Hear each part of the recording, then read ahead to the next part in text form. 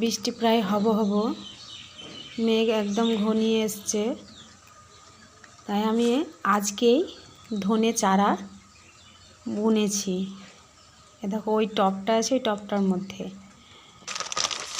সেই চারাটাকে রক্ষা করার জন্য আমি একটা প্লাস্টিকের প্যাকেট নিয়েছি। সেটাকে কেটে আমি 4 কোনা করে নেব বা সেটার মাপের করে নেব। সেটা দিয়ে যদি না ঢাকা হয় তাহলে কিন্তু বৃষ্টিতে সব ধনেগুলো আমার ভেসে চলে যাবে বা এক জায়গায় জড়ো হয়ে যাবে।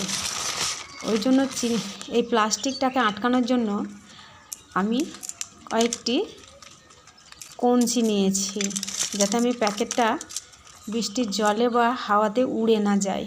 এই দেখো এই ধনের চারা এখানে যেগুলো সাদা সাদা দেখতে পাচ্ছ, সবটা ঢাকা যায়নি, কিছু কিছু ঢেকেছি। এই গাছটাকে আমি দেখো ছোট প্লাস্টিকের মধ্যে তাকে ঢেকে দেব, যাতে জলটা না পায়। একটু রক্ষা করব যাতে জল না পায়। জল পেলে কিন্তু বুঝতেই পারছো সব কিছু ভেসে যাবে।